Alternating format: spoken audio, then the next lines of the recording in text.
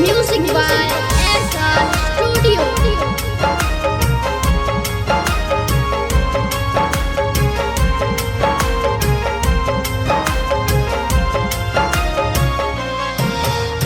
दुश्मन कोरोनवा ले बेले परनवा कैसे अब बची भाई लोगवन के जनवा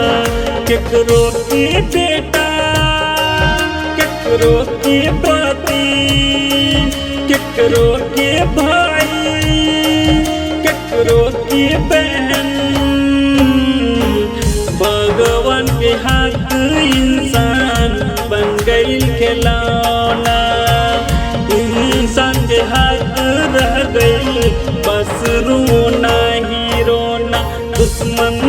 कोरोनवा ले बेले परनवा कैसे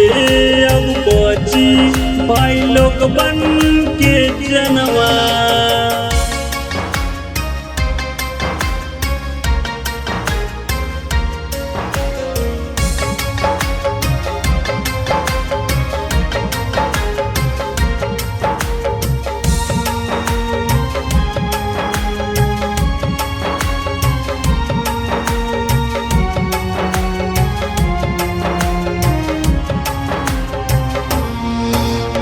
बाबू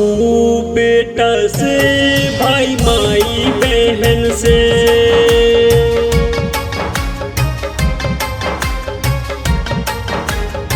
हाँ पति पत्नी से माई भाई बहन से केकरो से केहू ना सट सके कैसन समस्या गइल अपनों से हो गए जुदा धन संपत्ति भैया घर परिवार सब कुछ यही रही छोटी संसार दुश्मन कोरोनवा ले बेले परनवा कैसे अब बची भाई लोग बन के जनवा केकरो के बेटा केकरो के पति केकरो के भाई केकरो के बहन भगवान के हाथ इंसान बन गई खिलौना इंसान के हाथ रह गई बस रोना ही रोना दुश्मन कोरोनवा ले बेले परनवा कैसे अब बची भाई लगवन के जनवा।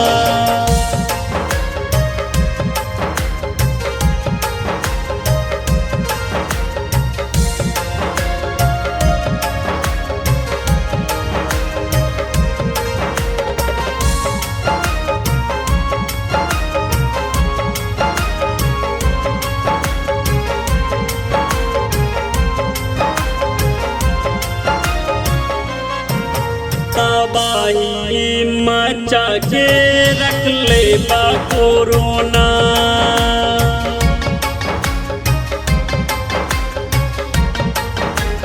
हाँ तबाही मचा के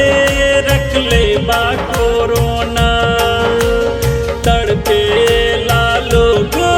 साटे भी केहू ना जान चली जाई पानी नदी देखे ना परिवार मुन्ना बिहारी कहे बच्चे के बात लोग हाथ में सैनिटाइजर मुंह में मास्क लगावा लोग दुश्मन कोरोनवा ले बेले परनवा कैसे अब बची भाई लोग बन के जनवा केकरो के बेटा केकरो के पति केकरो के भाई केकरो के बहन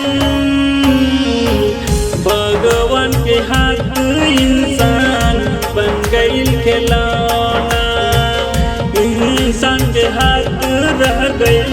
बस रोना ही रोना दुश्मन